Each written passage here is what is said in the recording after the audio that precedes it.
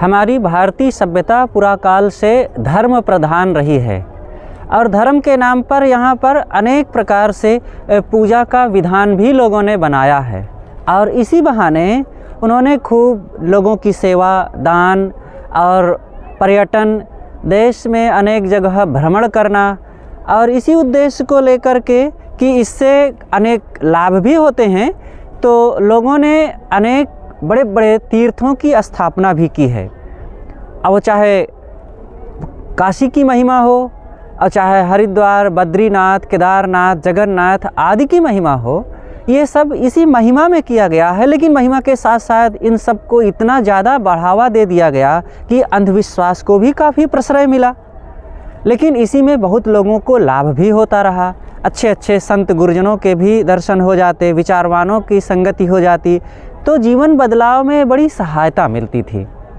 यही सब उद्देश्य को लेकर के 6ठी शताब्दी के पूर्वार्ध में हर्षवर्धन एक महान नेता आए जो राजा के रूप में थे। इनका जन्म तो थानेसर में हुआ जो आज के हरियाणा में पड़ता है, लेकिन ये जब बड़े हुए तो राजगद्दी पर बैठाए गए और इन्होंने कन्नौज को अपनी राजधानी बनाया और इनका राजकाल बहुत विशाल था।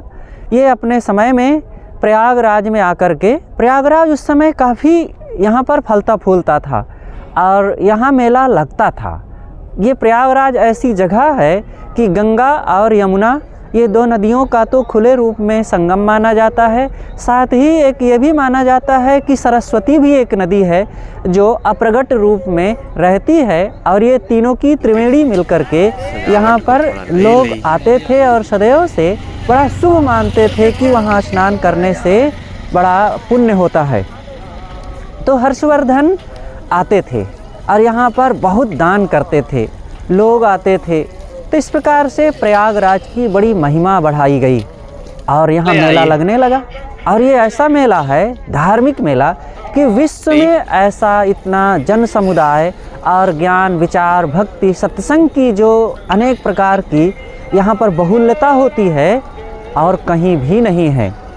एक तो ये भी माना जाता है कि लोगों ने इसकी महिमा बढ़ाई कि नदी गंगा में स्नान करने से, यहाँ के जो संगम में त्रिवेणी में स्नान करने से पुण्य होता है, पाप कटते हैं। ये तो खैर कहने की बातें हैं, लोगों ने तो महिमा खूब बढ़ाई ही है। लेकिन ख़ास बात यह है कि यहाँ पर आकर के अनेक विवेकवान, विचारवान संतों का भी दर्शन होता है और उनके सानिध्य से, उनके विचारों से जीवन में बदलाव आता है। अनेक नए नए अच्छे अच्छे कर्म करने की प्रेरणा मिलती है और जीवन हमारा परमार्थ की ओर, आत्मज्ञान की ओर आगे बढ़ता है। तो ये सबका लाभ है, इसीलिए विचारवान संत भी यहाँ आते हैं, नहीं तो विचारवानों की यहाँ क्या ज़रूरत है। तो ये मेला है, मेला में अनेक प्रकार के लोग आते हैं और सब अपने अपने ढंग से यहाँ पर आकर के कुछ दान करते हैं, सेवा करते हैं, कार्यक्रम रखते हैं और अपने अपनी जगहों को, घर परिवार आश्रमों की जगहों को छोड़ करके यहाँ कर कुछ समय रह करके त्याग, तपस्या और सेवा, परमार्थ, मेल मिलाप का काम करते हैं। तो अनेक ढंग से इसमें समाज को लाभ मिलता है। तो ये प्रयागराज का कुंभ मेला है। ये प्रयागराज जैसा मेला कहीं भी नहीं लगता। ये गंगा और यमुना का क्षेत्र है, गंगा का विशाल क्षेत्र जो एक आंगन में करोड़ों करोड़ों, यहाँ के लिए कहा जाता है अब की बार 45 करोड़ जनता इकट्ठा होगी इस मेले में। तो इतनी बड़ी जगह और इतने लोगों का एक साथ इकट्ठे होना पूरी दुनिया में कहीं संभव नहीं है। और इतना, जहाँ पर एक भी मकान नहीं है, सब टेंटों के घेरे में रहते हैं। कपड़े का उनका छोटा या बड़ा सरकारी व्यवस्था भी होती है, अपना अपना भी लोग करते हैं। सड़क, बिजली, पानी आदि की सारी व्यवस्थाएं जो होती है, बड़ा ही अच्छा है। यहाँ आकर के बड़ी खुशियाँ मिलती हैं और सबसे बड़ी खुशी का कारण है कि अनेक गुरुजनों संतों के दर्शन होते हैं। उनका सत्संग और कल्याणकारी उपदेशों का जो लाभ मिलता है वो अद्वितीय है। तो ये कुंभ मेला भारत में जो प्रथम है, सबसे अच्छा, ये प्रयागराज का माना जाता है। और दूसरा हरिद्वार में होता है। हरिद्वार में बिखरा हुआ होता है, लेकिन वहाँ का भी जो मेला बहुत ही अच्छा होता है। और तीसरा होता है उज्जैन का। उज्जैन में भी वहाँ थोड़ी गर्मी आ जाती है, उज्जैन में मेला लगता है। और चौथा होता है नासिक में। इस प्रकार से हमारे देश में 4 मेले लगते हैं, लेकिन सबसे अच्छा जो होता है प्रयागराज का कुंभ मेला है। और इस मेले में सन 1989 से सद्गुरु अभिलाष साहेब जी का भी अपना कैंप लगता रहा। उसके पहले अपने बड़े गुरु भाई सद्गुरु श्री तपसी साहेब के कैंप में सद्गुरु अभिलाष साहेब जी आते थे और रह करके उनके विचार उपदेश हुआ करते थे। लेकिन जब वे ना रह गए और फिर साहेब का, हमारे गुरुदेव जी सद्गुरु अभिलाष साहेब जी का प्रचार बढ़ता गया, लोगों की मांग होती गई कि साहब अपना कैंप होना चाहिए मेले में। तो सन 1989 में पहली बार गुरुदेव जी का कैंप लगा और बहुत भव्य रूप में वो कार्यक्रम हुआ। और तब से फिर उसके पश्चात सन 2001 में और फिर सन 2013 में हुआ। उस समय गुरुदेव जी ना रह गए, क्योंकि 12 के लास्ट तक गुरुदेव जी का शरीर ही पूर्ण हो गया। तो लेकिन सन 2013 में पूज्य श्रद्धेय संत श्री धर्मेंद्र साहिब जी के साक्षित्व में ये मेला लगा। और अब की बार ये 2025 के शुरुआत में ये मेला है। तो ये बहुत ही अच्छा कार्यक्रम है। यहाँ अनेक भक्तों का दूर दूर से भारत के विभिन्न क्षेत्रों में फैले हुए भक्तों का हमारे कैंप में भी आगमन होता है और सत्संग होता है। भक्तों को, संतों को, साधिकाओं को सब के लिए रहने की एक बहुत अच्छी व्यवस्था है। भोजन की व्यवस्था है, सत्संग की व्यवस्था है और सबको मिलने जुलने का एक बहुत बढ़िया केंद्र ये बन जाता है। और ख़ास बात है कि यहाँ आकर के सत्संग का जो माहौल बनता है, ऐसा माहौल सत्संग का जो ज्ञान विचार का एक प्रामाणिक मानव जीवन के लिए जो अत्यंत लाभकारी कल्याणकारी विचार है, वो यहीं मिलता है। अनेक जगह हैं, अनेक जगह बड़े बड़े कैंप हैं, बड़े बड़े पंडाल लगते हैं जहाँ बहुत बड़ी भीड़ होती है, लाखों नहीं करोड़ों का जहाँ खर्चा किया जाता है, वो सब होता है। लेकिन जो आत्म कल्याण की बात है, मानव जीवन के सुधार की बात है और जिससे मानसिक रोशनी मिले, आध्यात्मिक खुराक मिले, वो खुराक नहीं मिलती है कहीं। लेकिन यहाँ पर सद्गुरु कबीर का जो कर्म सिद्धांत का और पारक सिद्धांत का और जीवन को उज्जवल बनाने का, मन को ध्यान साधना शांति की तरफ आगे बढ़ने का जो आधार है, वो सद्गुरु कबीर द्वारा प्रदत्त जो पारक सिद्धांत है वह है। और इस कैंप में सद्गुरु अभिलाष साहेब जी के जो एक कैंप है, उनके संरक्षण में जो हो रहा है, वर्तमान में सद्गुरु श्री धर्मेंद्र साहेब जी के नेतृत्व में ये कार्यक्रम चल रहा है, बड़ा ही अद्वितीय है। आप सब इसका पूरा लाभ लें। आइए देखते हैं कि इस पंडाल की क्या गतिविधि है और यहाँ सत्संग का कार्यक्रम कब, कैसे और किस तरह से चल रहा है, आप उसका भी लाभ लीजिए। कैसे दिन कटी है गुरुजी, कैसे दिन कटी है, जतन बताए जइयो कैसे दिन कटी है। यही पार गंगा वही पार जमुना, यही पार गंगा वही पार जमुना, बिचवा मड़ैया हमका छवाए जइयो कैसे दिन कटे हैं, जतन बताए जइयो कैसे दिन कटे हैं गुरुजी, जतन बताए जइयो। अचरा फारी के कगदा बनायो, अचरा फारी के कगदा बनायो, अपनी सुरतिया हियार लिखाए जइयो कैसे दिन कटे हैं, जतन बताए जइयो कैसे दिन कटे हैं गुरुजी, जतन बताए जइयो। कहत कबीर सुनो भाई साधो, कहत कबीर सुनो भाई साधो बहिया पकड़ के रहिया बताए जइयो, कैसे दिन कटी है गुरुजी जतन बताए जइयो, कैसे दिन कटे हैं जतन बताए जइयो। बोलिए सद्गुरु देव की जय।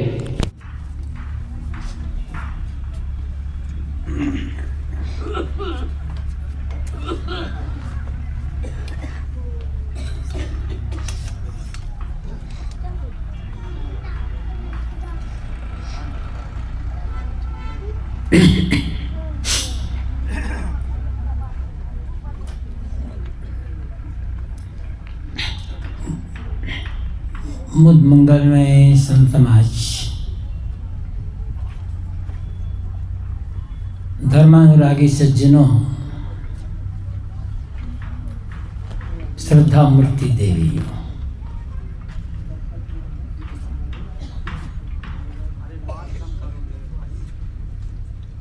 एक छोटी सी कहानी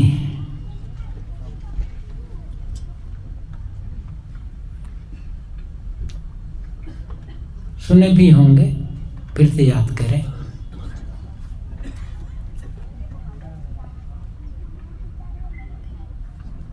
एक आदमी सड़क किनारे अपने एक बच्चे को साथ लेकर खड़ा हुआ था।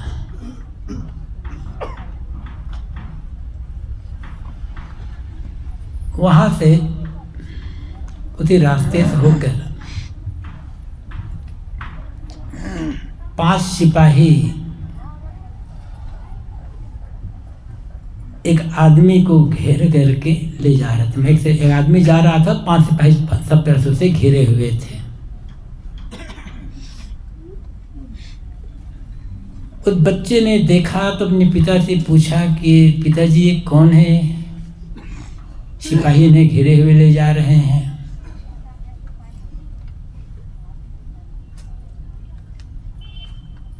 पिता ने उत्तर दिया, बेटा ये हमारे प्रदेश के मुख्यमंत्री हैं।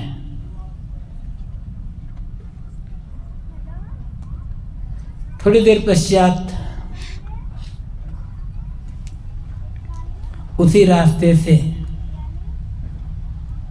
फिर एक आदमी गुजरा, उसे भी 5 सिपाही घेरे हुए ले जा रहे थे। बच्चे ने देखा, पूछा क्या पिताजी ये भी मुख्यमंत्री हैं? कहा नहीं बेटा, ये तो बहुत बड़ा अपराधी है। तो बच्चे ने कहा मेरी समझ में बात नहीं आई। पहले आदमी को भी सिपाही घेर कर ले जा रहे थे, आपने कहा मुख्यमंत्री है, और इसे भी सिपाही घेरे हुए ले जा रहे हैं कि आप कहते हैं ये आदमी अपराधी है। तो दोनों में अंतर क्या है? दोनों को तो सिपाही घेरे हुए हैं। पिता ने कहा बेटा अंतर इतना है कि पहला आदमी जो गया जो मुख्यमंत्री थे, सिपाही उसके अधीन थे और सिपाही मुख्यमंत्री की सुरक्षा में चल रहे थे। ये जो दूसरा आदमी है ये सिपाहियों के अधीन है। अंतर इतना है, जिसके अधीन सिपाही हो वो मुख्यमंत्री है, और जो सिपाहियों का अधीन हो ये कहीं भाग न जाए वो अपराधी है। बस इतनी सी बात है। हम सबको भी प्रकृति ने 5 सिपाहियां दी है। अब वो सिपाहियां हमारे अधीन है या हम उन सिपाहियों के अधीन हैं, यह सोचने की बात है। यदि हम प्रकृति ने हमें जो सिपाही दी है, यदि वो सिपाही हमारे अधीन हैं तो हम अपने जीवन के मालिक हैं। और यदि हम सिपाहियों का अधीन हैं तो हम जीवन के गुलाम हैं। सिपाहियों के गुलाम ही भी कह सकते हैं। ये सिपाही कौन है? आँख, नाक, कान, जीभ, त्वचा, ये 5 ज्ञानेंद्रियाँ। जिस आदमी ने अपने इन ज्ञानेंद्रियों को अपने वश में कर लिया वो मालिक बन गया, स्वामी बन गया,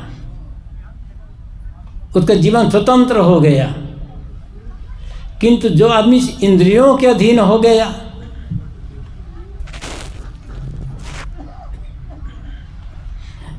वो गुलाम हो गया।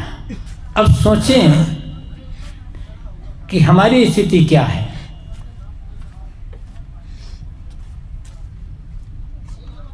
हम मालिक बनकर जी रहे हैं या गुलाम बनकर के जी रहे हैं?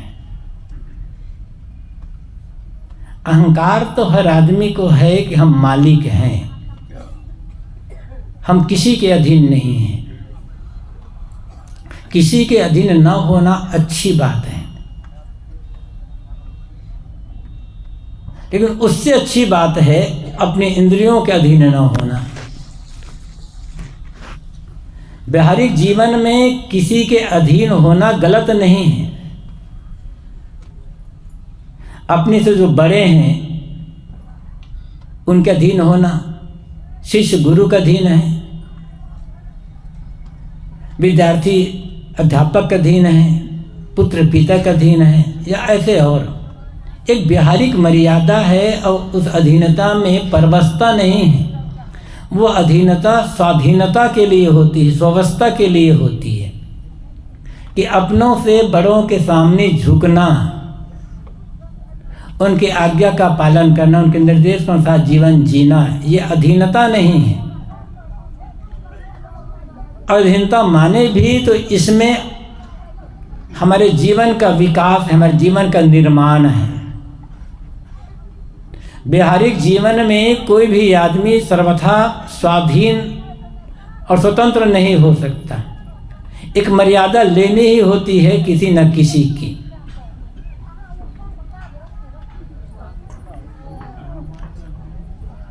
किंतु बात जीवन की है। आँख, नाक, कान, जीभ, त्वचा, ये 5 ज्ञानेंद्रियां हैं और जीवन भर हमें इन इंद्रियों से काम लेना होता है।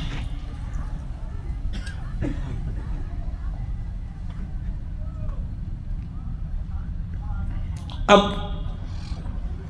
इंद्रियों से जो हमारा काम संयमित है या असंयमित है, कहा यह गया है सर्वम परवशम दुखम सर्वम आत्मवशम सुखम। परवस्था सब प्रकार का दुख है और आत्मस्वस्था सब प्रकार का सुख है।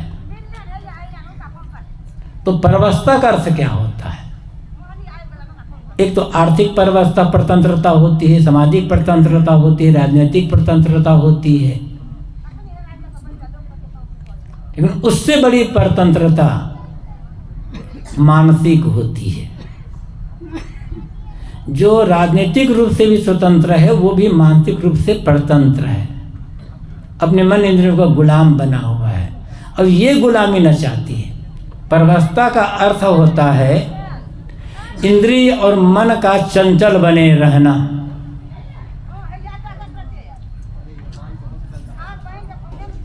और ये इंद्रिय मन की चंचलता ही दुख का कारण है। मन है, इंद्रियां हैं, जीवन भर काम लेना है। यदि किसी के रूप को देखकर मन ललचा रहा है, किसी के मकान को देखकर ललचा रहा है, खाने पीने की चीज़ों को देखकर मन ललचा रहा है, सोचने पर स्वावस्था नहीं है, सुनने पर स्वावस्था नहीं है, तो ये तो परवस्था है। थोड़ी थोड़ी चीज़ों को देख करके मन लुब्ध हो जा रहा है। स्वतंत्र कहाँ है? चीज़ें बड़ी हो जाती है और हम छोटे हो जाते हैं।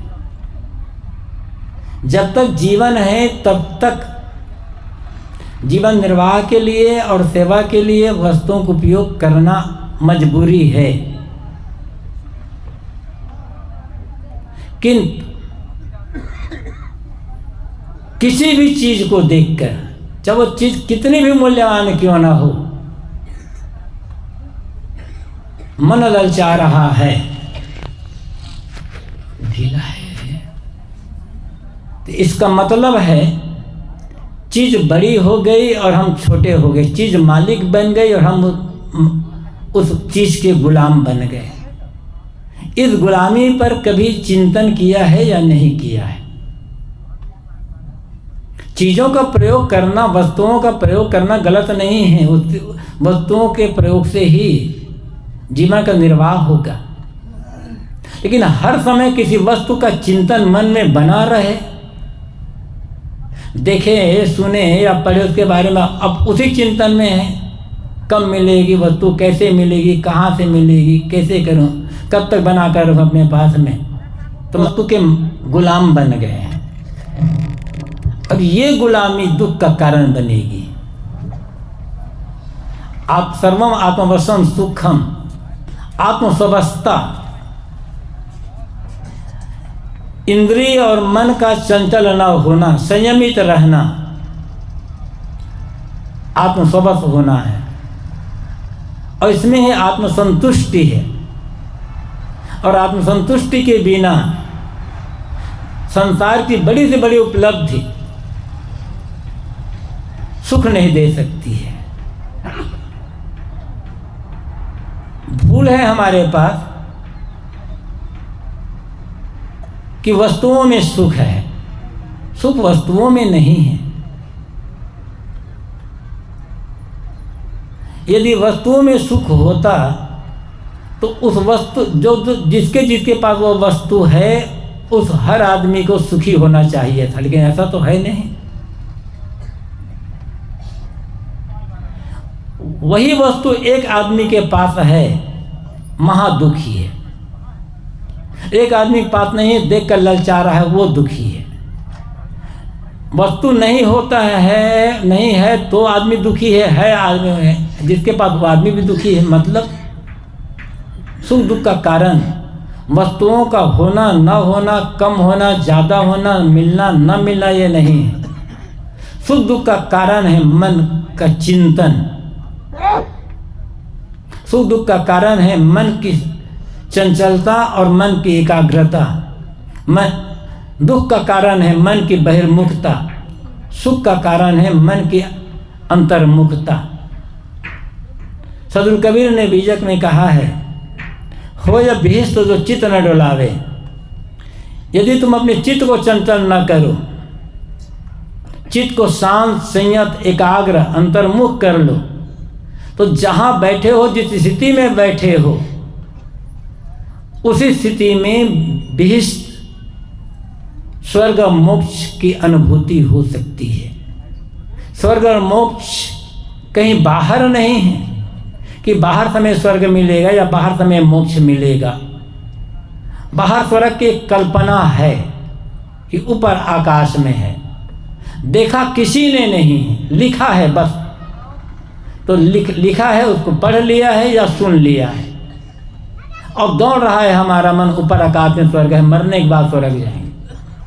मरने वालों में से किसी ने लौट कर आकर संदेश दिया कि मैं स्वर्ग में चला गया, या वहाँ से कोई समाचार भेजा।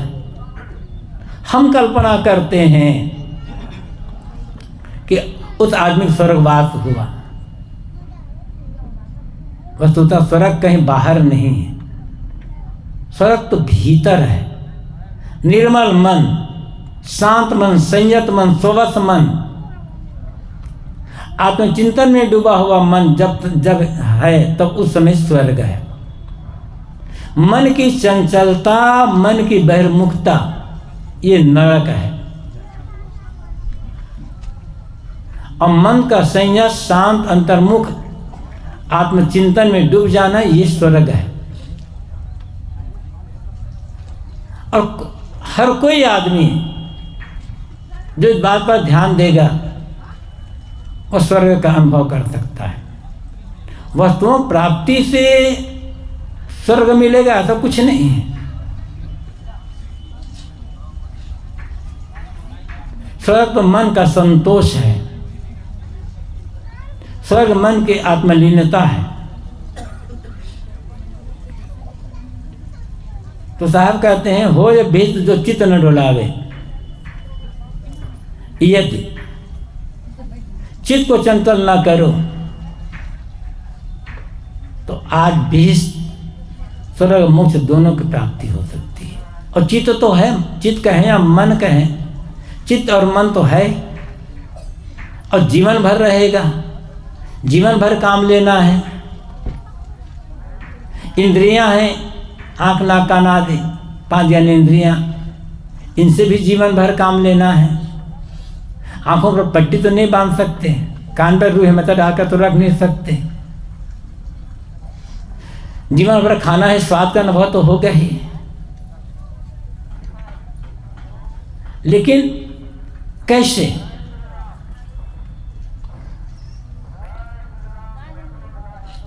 छांदोपनिषद में नारद को आत्मज्ञान को उपदेश देते हुए सनत कुमार ने एक मंत्र कहा है,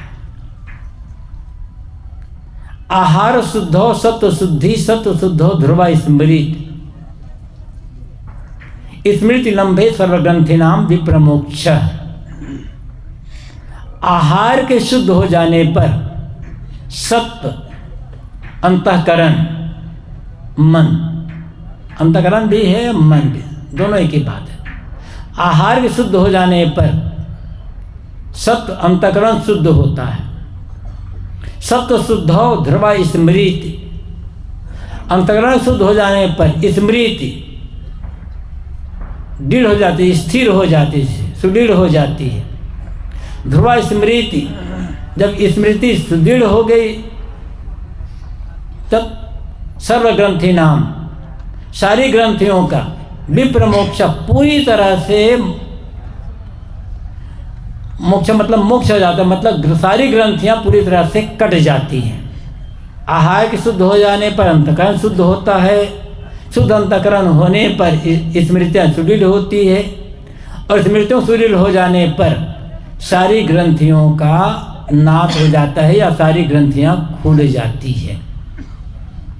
और आदमी के मन में कैसी कैसी गांठें ग्रंथियां हैं, इन ग्रंथियों का कट जाना, मन का ग्रंथि मुक्त कॉम्प्लेक्स फ्री हो जाना, जीते जी वैकुंठवास है। गुरुजन बताते हैं, वैकुंठ जो शब्द है उसका शुद्ध रूप है विकुंठ। वि उपसर्ग है, और कोई भी उपसर्ग का काम होता है किसी शब्द के अर्थ को विशेषता प्रदान करना, उसे घटा देना या बढ़ा देना। तो यहाँ वी का अर्थ होता है नहीं, कुंठ का अर्थ है कुंठा, कुंठा रहित मन, कॉम्प्लेक्स फ्री माइंड वैकुंठवास है।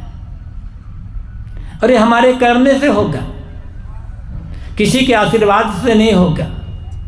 अपने आशीर्वाद से कोई हमें वैकुंठ नहीं भेज सकता, वैकुंठ नहीं दे सकता।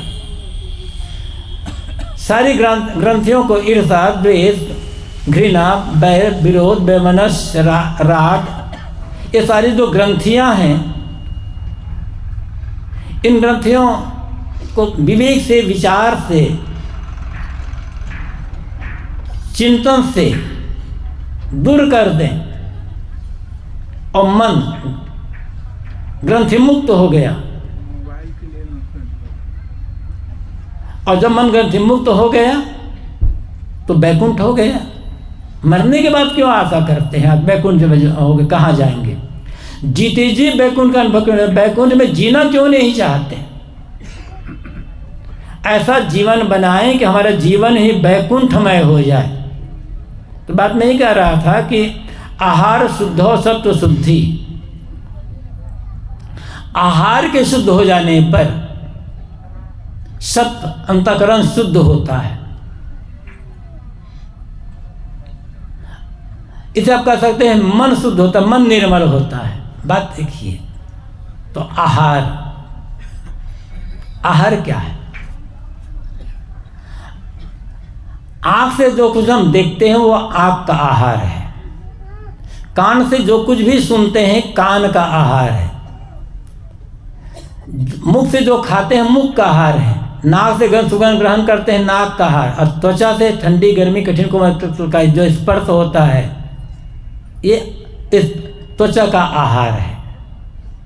ये सोचना है हमारी पांचों जो इंद्रियां हैं इनका आहार शुद्ध है या नहीं है। आंखें हैं, खुली हुई है आंखें, सामने दृश्य दिखाई पड़ रहे हैं, अनेक प्रकार युवक युवतियां हैं, अनेक प्रकार चीज़ें हैं, किसी और है, किसी का ऐश्वर्य है, किसी की पूजा प्रतिष्ठा है, किसी के सम्मान है, किसी को और कुछ है, ये चीज़ें दिखाई पड़ रही है। इनको देख करके आंखों के सामने जो कुछ भी दृश्य आ रहा है उन दृश्यों को देख करके यदि मन उत्तेजित नहीं होता, चंचल नहीं होता, उन दृश्यों को देखकर मन व्याकुल नहीं होता, विकारी नहीं होता, किंतु देखने के पश्चात जो कुछ भी देख रहे हैं उसको देखने के पश्चात मन की भावनाएं शुद्ध होती हैं। देख करके मन में एक अच्छा प्रभाव पड़ता है। समझ लेना होगा मेरे आंख का आहार शुद्ध है। अब सोचें क्या क्या दृश्य देखने से मन पर अच्छा प्रभाव पड़ेगा। जो कुछ भी देखें, जिस देखने से अच्छा प्रभाव मन पर पड़ रहा है, मन की चंचलता दूर हो रही है, कुचिंतन दूर हो रही है, वो सब आंख का आहार शुद्ध आहार है। सुनना है जीवन भर। श्रवण इंद्रियां हैं। अब सोचें कि क्या सुनने में हमें अच्छा लगता है। जिस सुनने से मन पर गलत प्रभाव पड़े, मन चंचल बन जाए, कुछ चिंतन आने लग जाए मन में, कोई भावना पैदा हो जाए मन में, वो सब कान का गलत आहार है। इसलिए दूसरों की निंदा, बुराई, चुगली सुनना बंद करें। अश्लील गीत गाना सुनना बंद करें। ऐसे और जो चीजें हैं, जब तक गलत देखना और गलत सुनना बंद नहीं होगा, इसके साथ साथ गलत बोलना बंद नहीं होगा, कभी भी हमारा मन संयत शुद्ध शांत नहीं हो सकता। कितना पढ़े लिखे हैं, कितना दिख जानते हैं, कितना अच्छा हम बढ़िया बोल लेते हैं, कितनी समाज प्रतिष्ठा है, वो बात अलग है। समाज प्रतिष्ठा है या नहीं है इसकी चिंता नहीं करना है। आत्म प्रतिष्ठा है या नहीं है, आत्म प्रतिष्ठा है फिर बस। समाज प्रतिष्ठा न भी है तो कोई नुकसान नहीं है। समाज प्रतिष्ठा तो है लेकिन आत्म प्रतिष्ठा नहीं है तो नुकसान ही नुकसान है। तो कान का आहार, जब हम ज्ञान की बातें सुनेंगे, प्रेम दया क्षमा की बातें सुनेंगे, समता सहनशीलता की बातें सुनेंगे, विवेक विचार वैराग की बातें सुनेंगे, इनको सुनने से अच्छा प्रभाव मन पर पड़ेगा। तो ये कान का आहार है, गलत आहार। मुख से हम खाते भी हैं, मुख से हम बोलते भी हैं। तो मुख से जो आहार ले रहे हैं वो आहार क्या है, उस आहार का मन पर क्या प्रभाव पड़ रहा है। शरीर में गर्मी हो रही है, उत्तेजना हो रही है, मन पर कुछ चिंतन आ रहा है तो गलत आहार है। जिस बोलने से, जिस खाने से, दोनों हैं। जिस बोलने से दूसरों का मन खराब हो रहा है जिस बोलने से हमारा मन खराब हो रहा है वो तो मुख का गलत आहार हो गया ना। अब सोचे कि क्या खाना चाहिए और क्या बोलना चाहिए, बड़ी साधारण सी बात है। बोलने की शक्ति केवल हमें मिली है, मतलब मनुष्यों को ही मिली है, जानवरों को नहीं मिली है। लेकिन बोल बोल कर आदमी जितना अपने मन अशांत करता, दूसरे का मन अशांत करता है, समाज में गलत वातावरण फैलाता है, एक वर्ग विशेष के प्रति, एक जाति विशेष के प्रति नफरत की भावना पैदा करता है, विद्वेष की भावना पैदा करता है। ये सुधार तो नहीं होगा। जिस बोलने से समता का भाव आए, सहिष्णुता का भाव आए, प्रेम दया का भाव मन में पैदा हो, सेवा का भाव मन में पैदा हो, वो आहार मुख का सही आहार होगा।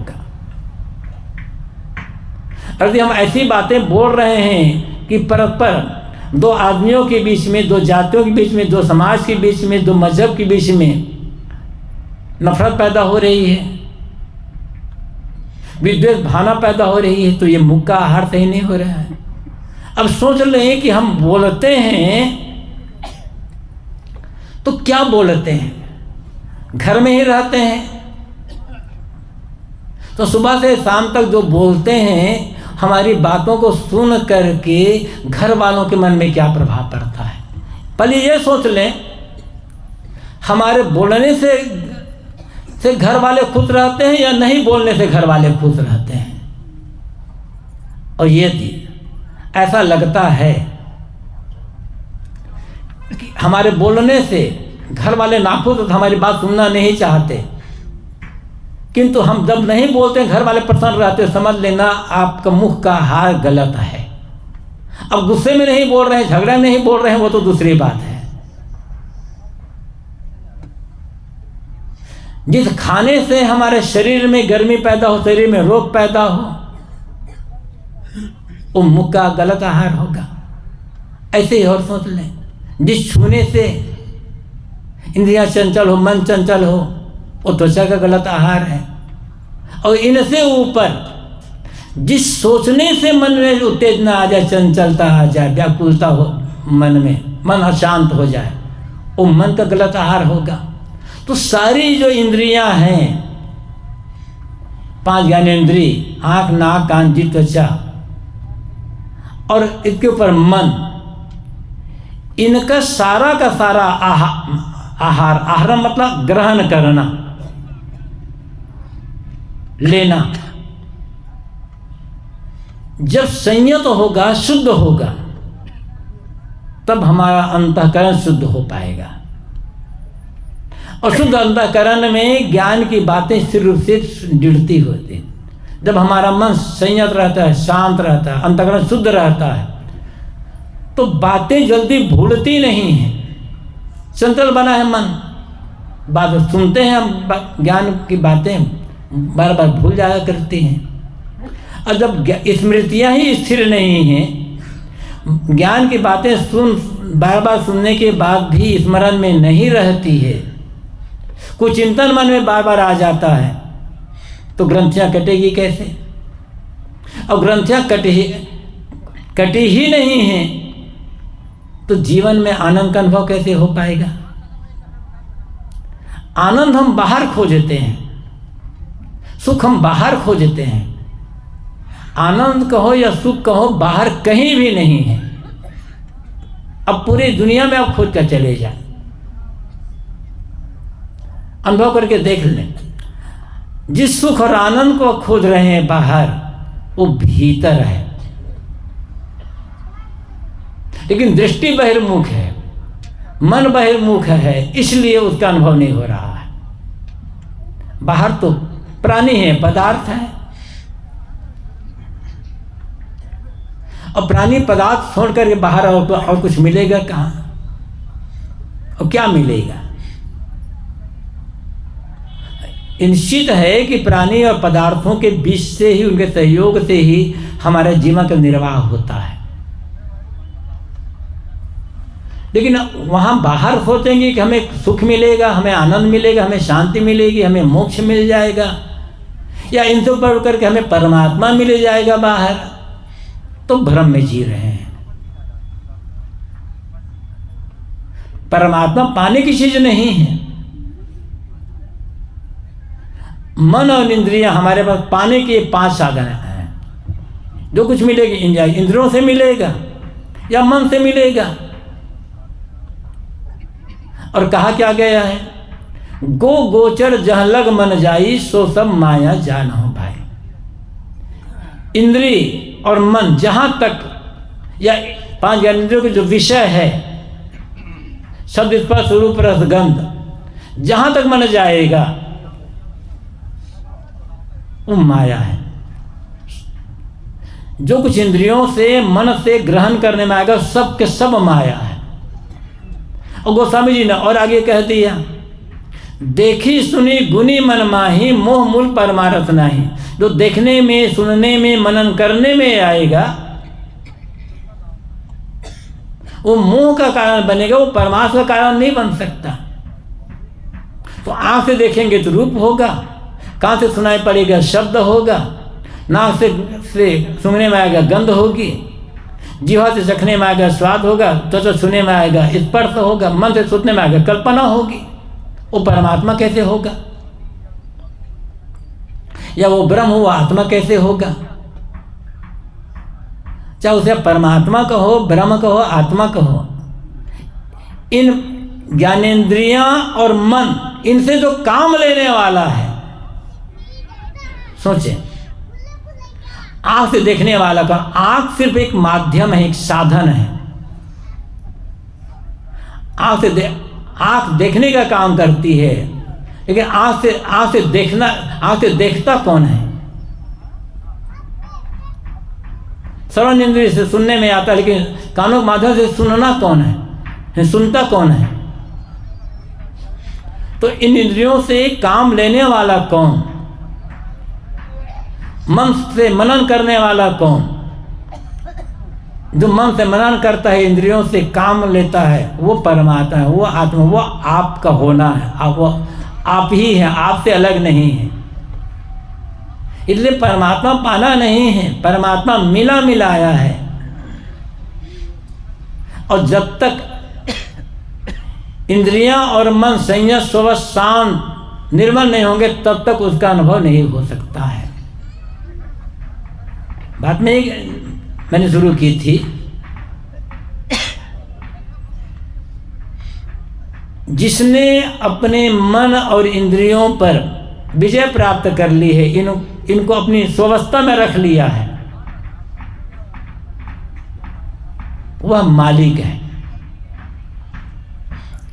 और जो मन के चलाए से चलता है, जो इंद्रियों के अधीन हो जाता है, जो देखने का लोलूप है, खाने का लोलूप है, सुनने का लोलूप है, या कुछ ऐसे और कल्पना में पड़ा हुआ है, वो गुलाम है। कहना चाहिए मन की लोलुपता, चाहे वो किसी के लिए लोलुप हो रहा है, मन किसी भी चीज के लिए लोलुप हो, बाहर चीजों देखकर मुग्ध हो गया मन, तो समझ लेना होगा कि मैं गुलामी का जीवन जी रहा हूं। और बड़ी से बड़ी वस्तु को देखकर, बड़ी बड़ी उपलब्धि को देखकर, बड़ी से बड़ी पूज्यता प्रतिष्ठा देख करके मन में लोलुपता नहीं आई, ऐसा मन में शेरा नहीं आया, ऐसा मुझे भी ऐसा चीजें मिलती, ऐसी प्रतिष्ठा मिलती, कुछ मन में नहीं आया, पूर्ण संतुष्ट है मन है, तो समझ लेना होगा कि हम अपने जीवन के मालिक हैं। किसी भी आदमी को गुलाम कह दो तो वो नाखुश हो जाएगा। गुलाम कहलाना कोई पसंद नहीं करता। हर कोई मालिक बनना चाहता है, लेकिन मालिक किसका बनना चाहता है? घर का मालिक, धन का मालिक, पद का मालिक, परिवार का मालिक, समाज का मालिक बनना चाहता है। किसी का मालिक ना बने, अपने मन का मालिक बन जाए, अपने जीवन का मालिक बन जाए, बस जीवन कृतार्थ हो जाएगा। सबके मालिक तो बने, किंतु अपने मन के, अपने जीवन के मालिक नहीं बन पाए, तो सबका मालिक बनना निरर्थक ही साबित होगा।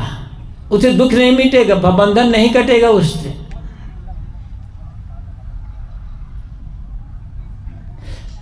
दूसरों के मालिक बनने पर होगा कि यदि आप धन के मालिक हैं तो भय बना रहेगा कि ये धन को कोई छीन ना ले। पद के मालिक हैं तो बना रहेगा कि मुझे पद से हटा करके कोई दूसरा इस पद पर काबिज न हो जाए। घर परिवार के मालिक हैं तो सोचना होगा कि कहीं ऐसा नहीं घर परिवार वाले मुझे हटाकर किसी भिन्न व्यक्ति को मालिक बना दे। हमेशा भय बना रहे। जो दूसरों का मालिक बनना चाहेगा, बना हुआ है, वह आदमी जीवन में कभी निर्भय नहीं हो सकता। और जहाँ निर्भयता नहीं है वहाँ सुख कहाँ है? जब निर्भयता नहीं है वहाँ आनंद कहाँ है? निर्भयता कब आएगी? जब अपने आप पर संयम हो, अपने जीवन का मालिक बनेंगे।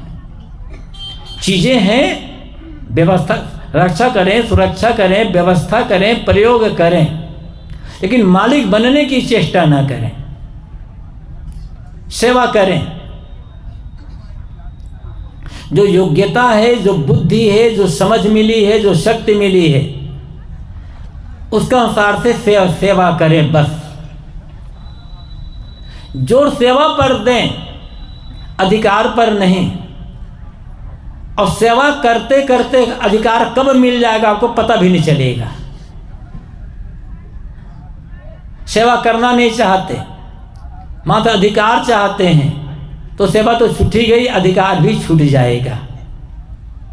और फिर क्या होगा? दुखी, परेशान, हताश, शिकायत में जीवन व्यतीत हो जाएगा। मालिक बनने का, एक तो मालिक बनने की ख्वाहिश मिट जाए। पहली बात तो यह है कि मैं बड़ा हूँ दूसरों से, मैं दूसरों से ज़्यादा योग्य हूँ, दूसरों से ज़्यादा बुद्धिमान हूँ, श्रेष्ठ हूँ, समझदार हूँ। उम्र में, पद में, मर्यादा में मैं बड़ा हूँ। ये भाव मन से निकाल देने की आवश्यकता है। और सचमुच जैसा मानते हैं तो इसको उपयोग करें आत्मकल्याण के लिए, सेवा के लिए। मालिक बनने की इच्छा छोड़ करके काम करें, सिर्फ सेवा। समाज वाले आपको मालिक अपने आप बना देंगे, लेकिन मालिक बनने का अहंकार नहीं होना चाहिए। और जो अपने जीवन का मालिक बन जाएगा उसके मन में अहंकार होगा ही नहीं। दूसरों मालिक बन करके क्या करेंगे? अपने जीवन का मालिक। और जीवन का मालिक वही होगा जिसका अपने आप पर पूर्ण नियंत्रण हो, इच्छाओं पर, कामनाओं पर, वासनाओं पर, मन पर, इंद्रियों पर पूर्ण जब संयम होगा, वो आदमी जीवन का मालिक बन जाएगा। ये एक दिन में नहीं होगा, धीरे धीरे करते करते करते करते होगा। जितनी समझ बढ़ेगी और जीवन में समझ का जब उपयोग हो जाएगा, तब धीरे धीरे आत्मस्वस्थता होती चली जाएगी। मन फिर जब बिखरेगा नहीं, लोभ लालच से रहित जीवन का मालिक बन गए, कृतार्थ हो गया जीवन। इसलिए दूसरों का मालिक बनने की इच्छा कामना छोड़कर जीवन का मालिक बने। और इसके लिए आवश्यक है जो 5 ज्ञानेंद्रिय हमें मिली हुई है, इनका उपयोग तो करना है, देखना है, सुनना है, बोलना भी है, छूना भी है, गंध सुगंध का ज्ञान भी होगा, मन से सोचना भी होगा, लेकिन इनका सब कुछ संयत हो, संतुलित हो, उचित दिशा में हो। जितनी गलत खुराक है इनका त्याग करें। 2 चीज़ें होती हैं, जैसे शरीर में रोग लगा है, रोग दूर करना है, तो दवाई तो कर रहे हैं, दवाई तो खाना है, लेकिन दवाई बराबर काम तब करती है जब पथ्य और परहेज दोनों हो। परहेज है, पथ्य नहीं है, तो शरीर स्वस्थ नहीं हो पाएगा। पथ्य तो है, परहेज नहीं है। परहेज मतलब अमुक अमुक चीज़ को नहीं खाना है, पथ्य मतलब अमुक अमुक चीज़ को खाना है। तो पथ्य भी चाहिए, परहेज भी चाहिए, तब शरीर स्वस्थ होगा, कमजोरी दूर होगी, बीमारी जल्दी ठीक होगी। ऐसे ही मन में भी हम गलत ना बोलें, ये तो ठीक है, लेकिन पूरा ठीक नहीं है। अच्छा ना बोले, ये गलत हो जाएगा। गलत बोलना छोड़कर अच्छा बोलना शुरू। गलत न बोलना परहेज है और अच्छा बोलना पथ्य है। गलत ना देखें, ये ठीक है, परहेज है, लेकिन अच्छा देखना शुरू करना होगा। गलत ना सुने, ये परहेज है, किंतु अच्छा सुनना ये पथ्य है। तब मन वैसा बनेगा। और ऐसा शुरू कर दें तो हर कोई आदमी अपने जीवन का मालिक बन सकता है। धर्म और अध्यात्म की सीख इसी के लिए है। इस सीख को अपनी समझना है और समझ करके अपने जीवन में हमें आतीत करने की आवश्यकता है। इसी में जीवन की कृतार्थता होगी। आप सब बहुत बहुत धन्यवाद। अपने वाणी को विराम। बोलिए सदगुरु देव की जय। सदगुरु कबीर साहेब की जय। सदगुरु अभिलाष साहेब की जय। इस महाकुंभ के पावन क्षेत्र में सदगुरु अभिलाष साहेब जी की छावनी, सदगुरु कबीर साहब जी की छावनी में यह